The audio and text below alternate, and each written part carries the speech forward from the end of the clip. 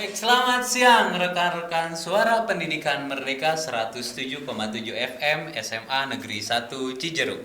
Kita kedatangan seorang tamu, ya, bukan tamu sih, tuan rumah ya tepatnya. Tuan rumah yang bekerjanya selalu di belakang layar dan kali ini kita munculkan ke depan layar di YouTube channel SPM Radio. Ya, baik. Kita kedatangan seorang guru muda yang masih sangat energik. Amin. Dan beliau ini sangat multi talentan lah pokoknya ya. Baik, kita kedatangan Ibu Nuriski Febriani. Beliau mengajar PJOK. Untuk lebih jelasnya, kita kenalan dulu sama Bu Nuriski tentang background pendidikan, lalu kehidupannya seperti apa, lahir di mana dan lain-lain. Baik, Bu Nuriski, silakan memperkenalkan dirinya kepada rekan-rekan Suara Pendidikan Merdeka. Oke, baik. Terima kasih Pak Ari. Oke, selamat siang semuanya rekan-rekan Suara Pendidikan Merdeka SMA Negeri 1 Cijeruk. Nama saya Nuriski Febriani gitu ya. Kemudian tadi ditanya latar belakang pendidikan. Aduh, saya malu kalau ditanya latar belakang pendidikan. Iya. Dan dari mana dulu nih kalau latar belakang pendidikan? Mau dari SD juga nggak buset, Masya Allah. Kejuan, ya udah, mungkin dari SMA-nya aja ya. Oke, Lebih SMA. dekat SMA dan langsung ke kuliah. Oke, baik. Saya SMA itu lulus dari SMA Negeri 1, Negeri 1, bukan salah. SMA Negeri 1, Masya Allah, pintar sekali. SMA Negeri 10 Kota Bogor 10 gitu. Kota Bogor, ya, ya. jadi Anak saya kota nih. Ya, saya lahir asli Cijeruk gitu. Asli Cijeruk. Cuman ya gitulah pada saatnya. Ya. Pembelajaran dan pendidikan di sekitar kita belum sewah sekarang gitu ya. Jadi saya sekolah di SMA Negeri 10 Kota Bogor, kemudian lanjut pada saat itu kuliah saya langsung ke Solo, ke Universitas 11 Maret. Universitas 11 Maret Seperti Solo. itu. Ya, Di dengan Surakarta tepatnya, kota Surakarta ya. Surakarta atau Solo. Surakarta. Yang sekarang kita kenal sih Solo ya. Iya, Cuma Solo. ada pokoknya panjang lah sejarahnya kenapa dari Ya, Surakarta. kalau bahas sejarah nanti kita ganti guru di sini. Iya, itu ada faknya kayak Ya. gitu. Bu Kiki, kok kuliahnya jauh-jauh amat? Itu gimana bisa sampai ke Universitas 11 Maret itu ya? Ya, Gimana cerita itu? jadi gini, sebetulnya saya tidak minat kuliah pada zamannya. Tidak minat kuliah Ya, malah. kebetulan di rumah itu kita punya latar belakang keluarga tuh kaitannya erat dengan militer seperti itulah. Oh, kayak iya, gitu. iya. Jadi kebetulan kakek Anak saya. kolong. Nah, itu Anak ya kolong, betul, ya. anak kolong. Jadi dari kecil mindsetnya ya kamu harus melanjutkan apa yang kakek kamu kakek karena waktu itu ibu gagal. Ibu di mana dulu sempat? Ibu dulu sempet mau tes koat, cuman Koat. Komando Wanita Angkatan Darat. Korps ya? Korps Wanita Angkatan Darat. Nah. Cuman pada saat itu belum berhasil, akhirnya anak ceweknya lah yang digeder Oh. dari dini seperti Ya, itu. digojlok Iya, terus ya. digojlok. Cuman pada saat itu saya ngerasa terpencundangi gitu ya dari awal, karena kenapa? Saya menyerah sebelum perang. Oh. Jadi pada saat iya, kelas iya. 10 SMA ada berita yang kurang baik gitu mengenai pembiayaan untuk menjadi Korps Wanita Angkatan Darat, sehingga apa yang saya cita-citakan sedari dini gagal sebelum berperang. Kalau sekarang kan enak ya, sekarang ada beasiswa militer dan sebagainya gitu. Kalau zamannya pada saat itu karena sayanya kudet gitu, karena saya anaknya ansos ya, antisosial gitu. Kalau Mungkin anti media sosial. iya itu dulu ya. anti media sosial, mungkin ya saya nggak punya medsos lah kayak gitu. Jadi saya gagal sebelum berperang. Nah, pada saat itu saya diarahkan oleh guru bimbingan konseling saya Oleh yang guru BK. sampai saat ini berkesan banget untuk karir saya sampai saat ini seperti itu ya. Akhirnya di situ saya deketin guru BK, alhamdulillah guru BK-nya juga welcome. Kenapa demikian? Karena pada saat itu saya salah satu, seperti sih satu-satunya siswa terjauh sekolahnya. Terjauh. Iya, jadi dikenal. Dari Cijeruk ke SMA 10 Kota. Iya, Yasmin ya. Yasmin. Jalan baru menuju Parung sana kan. Sektor berapa sih itu Yasmin? Sektor 5. Sektor 5. Yasmin. Sektor Saya 5, juga sektor sempat 6. PPL di SMA. Iya itu. Sektor 5 sama sektor 6 gitu. Jadi terkenal, kebetulan sama guru BK-nya juga terkenal. Dari situ mulai diarahkan. Masih belum minat kuliah, cuman kata guru BK ikutin aja alur dan alirnya kayak gitu. Hingga saatnya tiba di kelas 12. Nah, pada saat itu masih perih ya prosesnya, nggak kayak sekarang. Kalau sekarang kan semua di cover guru BK ya, dibantuin pendataan dan lain sebagainya. Sangat. Kalau kami kita jadi panjang ceritanya, Nggak apa-apa. Baik. Untuk memotivasi siswa-siswi kita yang kelas 12 ini. Oke, siap. Semoga bisa mengeruk atau apa bahasanya, memberi motivasi lah gitu iya, lah ya. baik, mendapatkan motivasi sebanyak-banyak kayak gitu. Nah pada saat itu kita bener-bener ngedata sendiri gitu, karena kata guru BK, sok kamu data nilai kamu dari mulai kelas 10 sampai kelas 12, meskipun kita sudah disondingkan apa itu kuliah dari kelas 10 gitu ya, tapi kita tetap apa ya namanya budak muridnya gitu kan, namanya anak gitu, SKS sistem kebut semalam kayak gitu, meskipun sudah disondingkan sedari dini kita masuk, tapi tetap aja sistemnya kebut semalam. Pada saat itu kelas 12 semester pertama saya ingat banget, di sekolah saya itu nuansa bersaingnya ketat banget, jadi setiap mendekati SNSB ruang BK pasti penuh kayak gitu oleh siswa-siswi yang akan mendaftar itu penuh, musola penuh buat sholat duha, ruang BK penuh buat sharing dan lain sebagainya. Sebagaimana kita tahu ya, siswa-siswi di kota minat kuliahnya sangat tinggi ya, luar biasa, sudah sangat tinggi ya. Betul. Semoga bisa menular ke amin sini ya. Ya betul. Nah akhirnya pada saat itu almarhum kebetulan guru BK saya salah satu korban COVID, almarhum baru berpulang gitu ya, tahun lalu gitu. Almarhum Bu Idar bilang, Ki tolong sampaikan, karena saya kalau bimbingan selalu milih sore, makanya saya terkenal juga gitu ya, karena milih sore pada saat sepi. Jadi pada saat itu mungkin almarhum lupa menyampaikan pesan kepada siswa dan siswi di SMA 10 pada saat angkatan saya. Almarhum bilang, Ki tolong sampaikan ke teman-teman kelasnya juga gitu, teman-teman angkatannya, silakan rekap nilai dari sekarang. Kayak gitu. Rekap nilai sendiri? Iya Pak, kami merekap nilai dari kelas 10, sedangkan di sana itu rute bukan rute ya, pembiasaan pembagian kelasnya selalu diacak dari tahun ke tahun. Jadi di hari ini kami kumpul dulu dengan teman-teman kelas 10 kami, kami rekap siapa yang masuk waktu itu tuh masih 25% SMA saya itu kalau nggak salah 25%. Kemudian kelas 11 kami kumpul lagi dengan kawan-kawan kelas 11 dan kelas 12 pun seperti itu, sampailah sudah terdata gitu semua. Apakah saya masuk ke dalam salah satu kandidat untuk bisa SN atau enggak, meskipun saya tidak minat, masih belum muncul minat kuliah itu masih belum. Pokoknya saya ngikutin aja gitu, karena saya yakin apa yang kita lakukan hari ini nggak akan, kalau kebaikan nggak akan mubazir gitu ya. Betul kayak gitu. Jadi pada saat itu sudah terdata, saya belum muncul minat kuliahnya, karena pada saat itu kebetulan kami di rumah masih berduka. Kelas 11 semester 2 ayah saya berpulang pada saat itu. Kelas 11 semester 2. Iya, kelas 11 semester 2 ayah saya berpulang, sedangkan pendataan kelas 12 semester 1. Jadi masih kalang kabut lah. Kayak gitu, masih kalang kabut. Masih berkabung juga ya. Kemudian keadaan ekonomi di rumah juga masih carut marut. Jadi belum kepikir untuk kuliah seperti apa dan bagaimana, sampai akhirnya pendataan, kemudian mulailah pemberkasan untuk SN. Masih nggak tahu mau kemana, masih blank. Sampai tiba di satu waktu, karena sudah harus memasukkan jurusan sama universitas dan fakultas kayak gitu, akhirnya saya memutuskan hari itu juga, wah ini nggak bisa dibiarin, karena udah udah sampai tahap sejauh ini, nggak mungkin nyerah kayak gitu. Akhirnya saya nungguin, saya antri, ruang BK saya tuh udah biasa antri. Mudah-mudahan di SMA 1 Cijeruk bisa antri juga, kuliah, gitu. Bukan antri karena gini, kalau misalnya kita ngadepnya siang, pasti guru BK-nya nggak fokus. Jadi saya lebih memilih, karena banyak. Jadi saya lebih memilih rela lembur untuk menunggu kosong ruang BK. Ya, pada saat itu perjalanan dari rumah ke SMA 10 atau SMA 10 ke rumah paling cepet 1,5 jam sampai 2 jam. Jadi nggak apa-apa lah pulang agak larut gitu, demi kebaikan ke depannya. Sharinglah saya sama almarhum Bu Idar. Kemudian baru di situ dijuruskan. Saya bilang, Bu, saya tuh masih belum tahu kuliah atau enggak, karena pada saat itu keadaan ekonomi lagi turun-turunnya, dan dari ibu pun ini mungkin akan berbanding terbalik, yang katanya anaknya PNS bakal wah-wah kayak gitu. Sebetulnya enggak juga. Karena posisi alhamdulillah saya terlahir dari ayah dan ibu PNS, cuman tidak sewah yang orang lain bayangkan gitu. Karena pada saat itu kebetulan keadaan ekonomi lagi carut marut, ayah berpulang, ibu bilang ibu nggak sanggup kalau untuk nguliahin. Sama lah permasalahan dengan anak-anak sekarang, ibu nggak sanggup untuk nguliahin. Maka dari itu silahkan, terserah kamu kalau memang lanjut kuliah, tapi ibu mengarahkan untuk kerja. Nah pada saat itu pun berbarengan saya ngurusin untuk kuliah juga, sharing dengan Bu Idar. Satu sisi saya nyiapin mental untuk kerja, karena pada saat itu kebetulan saya punya Pak D itu bagian menyalurkan pekerja ke daerah pertambangan Kalimantan sana. Jadi saya kedua itu saya persiapkan, terserah yang mana deh yang lebih rezekinya gitu. Nah akhirnya sharing dengan Bu Idar sembari pemberkasan untuk kerja juga.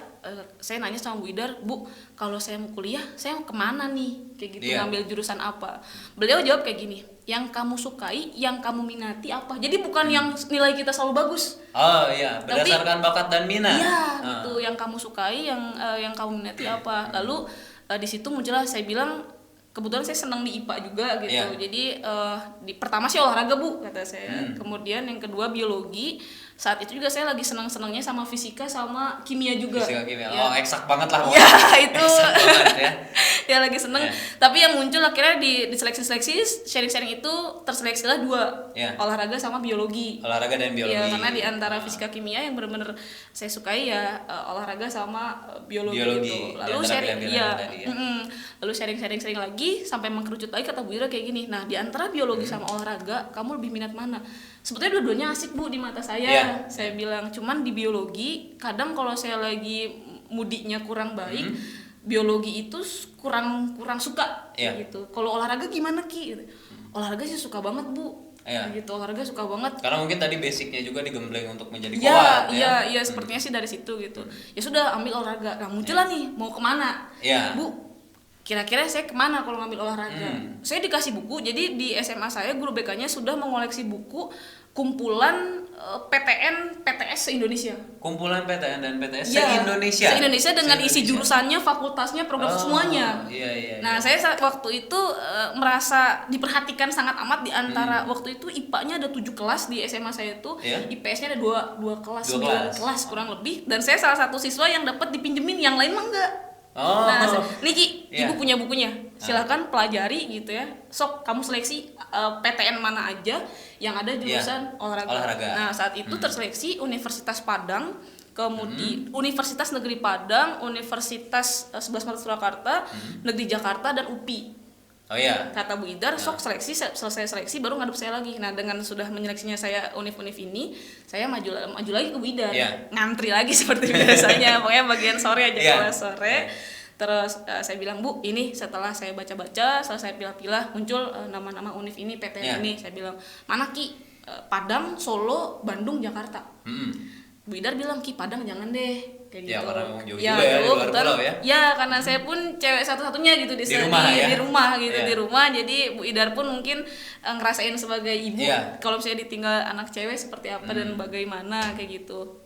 Lalu yang berikutnya akhirnya Padang udah tereliminasi, tinggal 3. Solo, Jakarta, Bandung. Waktu itu kan wilayah ya, pas zamannya saya itu SNMPTN tuh per wilayah. Jadi harus ada wilayah kita dulu baru luar. Wilayah luar ya. Kalau nggak salah wilayah kita tuh barengnya sama Jakarta Bogor, Bandung tuh kalau nggak salah beda wilayah sama Bandung beda wilayah. Begitupun Solo beda wilayah. Nah, antara Bandung sama Solo nih, mau yang mana Ki? Kayak gitu kan. Berarti otomatis wilayah kitanya Jakarta. UNJ. Jadi pilihan yang muncul pertama UNJ, tapi nanti pas pada saat pilih saya UNJ gak naruh yang pertama gitu. Kemudian pilihan berikutnya antara Bandung dan Solo mau pilih mana. Nah, kebetulan putranya almarhum Bu Idar itu di Solo juga. Di Solo. Saya bilang kayak gini, Bu, saya bingung antara Bandung dan Solo mau pilih mana. Ya udah kayak gini Ki, Ibu punya anak di Solo. Ibu bisa rekomendasiin UNS ini adalah universitas atau perguruan tinggi negeri termurah dalam biaya hidup dan pembiayaannya. Jadi saya milih Solo nih Bu. Pada saat itu saya nggak tahu Solo di mana, saya nggak tahu Jawa Tengah itu seperti apa. Pokoknya saya nggak tahu, buta karena saya nggak minat untuk kesana kayak gitu. Ya udah terseleksilah UNJ dan UNS. Pendaftaranlah di hari terakhir itu barulah. Jadi waktu itu SN tuh ditutup jam 7 malam kalau nggak salah. Jam 7 malam kalau nggak salah. Saya milih jam 7 kurang 10 apa pokoknya belum beberapa menit menuju jam 7. Detik-detik akhir detik-detik akhir lah pokoknya, karena masih bingung bisa nggak nih gue kuliah dengan kondisi ekonomi seperti sekarang, seperti pada saat itu gitu ya. Mampu nggak gitu. Tapi bismillah lah. Nah, harusnya kan pilihan kita tuh yang ditulis tuh pilihan pertama wilayah kita. Barulah ke wilayah 1 dan 2 ya, masalah ya. Karena saya nggak minat kuliah, iseng-iseng berhadiah kayak gitu. Bismillah aja. Kalau saya nggak salah ingat, saya naruh yang pertama UNS, yang kedua pertama. UNJ. Harusnya dibalik ya. Harusnya dibalik. UNJ dulu baru UNS. Itu juga agak diledek sih sama teman-teman. Lu gimana sih? Ini kan grade tertingginya UNJ, kenapa lu UNJ taruh di bawah? Bukannya UNS dulu. Jadi pada saat itu teori saya mungkin agak aneh lah, out of the box. Saya mikir gini, kenapa saya tulis UNS dulu? Saya pernah, karena SMA 10 kan dekat ke IPB apa ya? Dekat ke IPB. Satu waktu saya pernah main ke daerah IPB.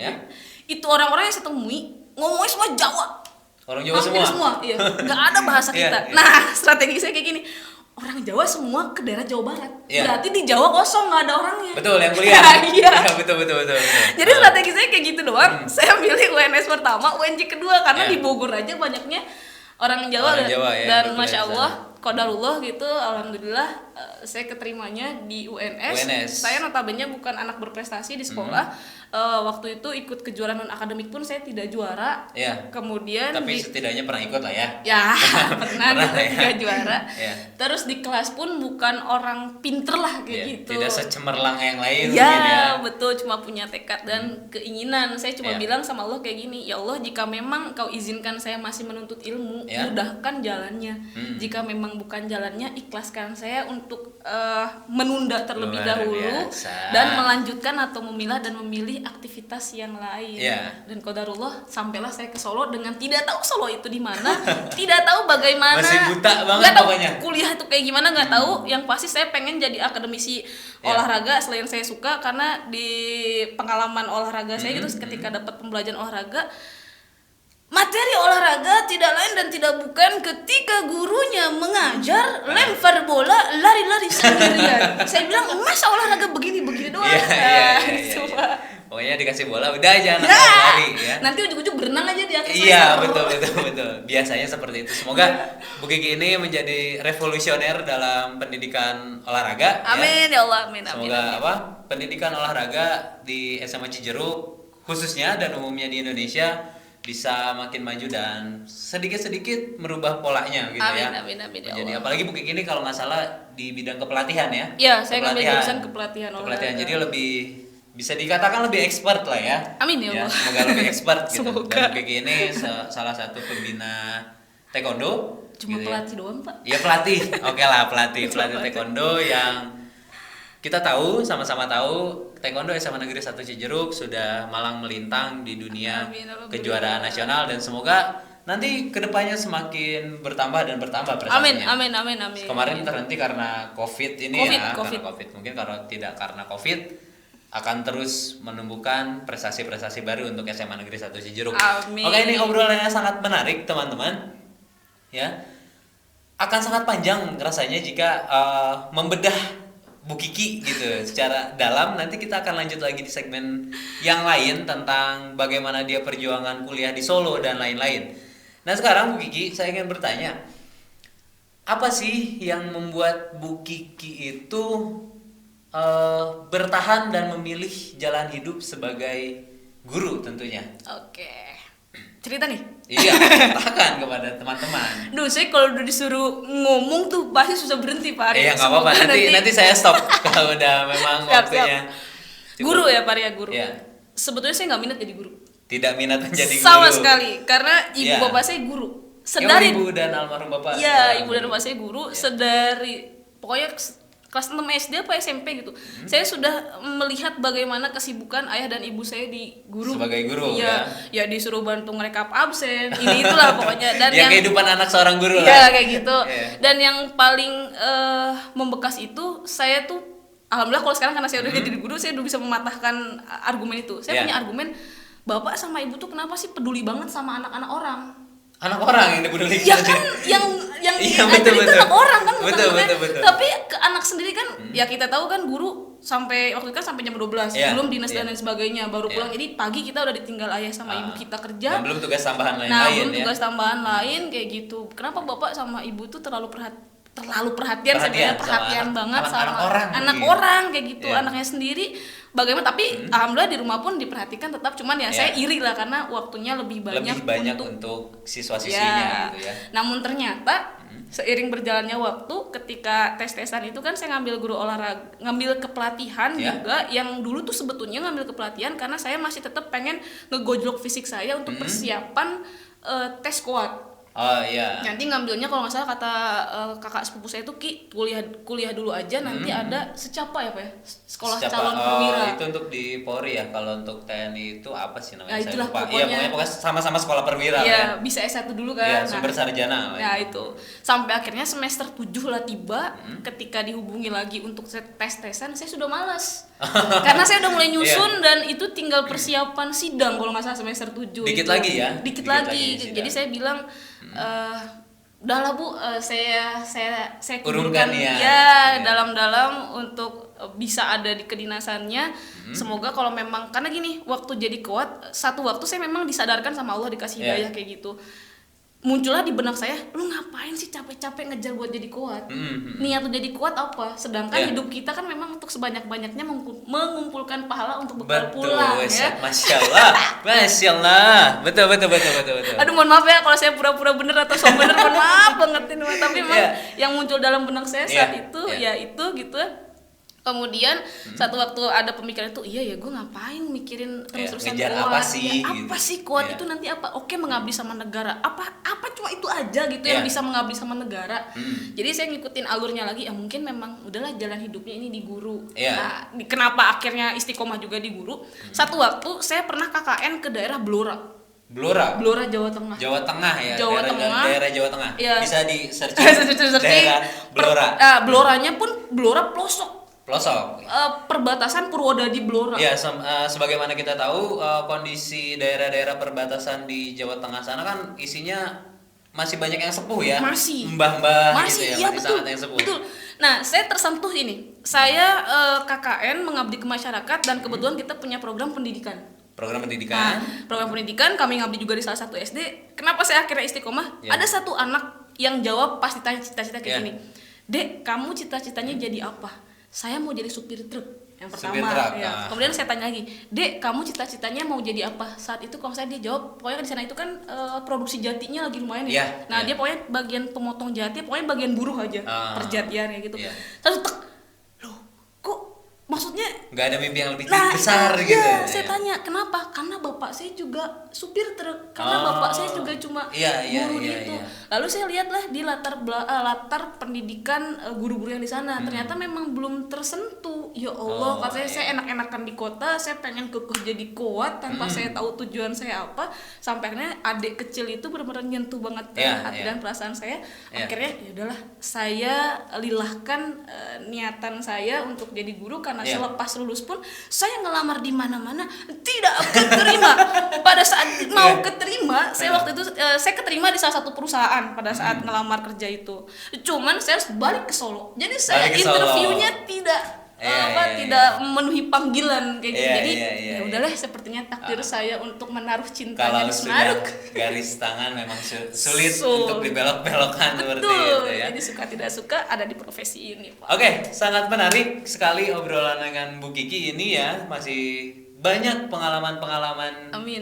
selama dia berkuliah yang akan kita gali di segmen berikutnya.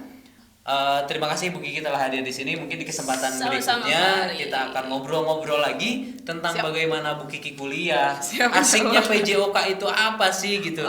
Relevansi PJOK dengan kehidupan apa dan yang lain-lain, terutama tentang kepelatihan bagi kalian yang berminat untuk berkuliah di jurusan olahraga. Ternyata tidak hanya PJKR ya. Enggak. Masih banyak kepelatihan dan lain-lain, sangat luas. Bu Kiki ada quotes mungkin untuk adik-adik Suara Pendidikan Merdeka kita? Aduh. Quotesnya apa ya? Paling gini adik-adik, teman-teman mungkin ya saya bilangnya. Teman-teman, supaya saya tetap terlihat muda. Kayak muda terus gitu ya.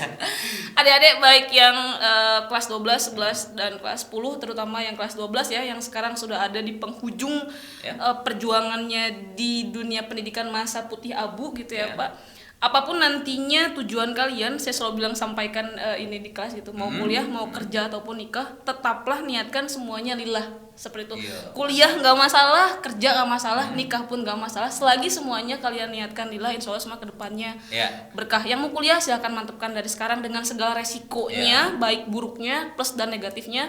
Pun yang kerja, begitupun yang menikah. Seperti itu Pak Ari. Siap, mantap. Pokoknya jangan patah, jangan kalah. Kalian generasi-generasi kuat yang bisa bertahan di era pandemi ini. Betul. Baik, terima kasih. Sekian perbincangan kita dengan Bu Nuriski di Suara Pendidikan Merdeka 107,7 FM SMA Negeri 1 Cijeruk. Billahi taufiq walhidayah. Assalamualaikum warahmatullahi wabarakatuh. Sampai jumpa.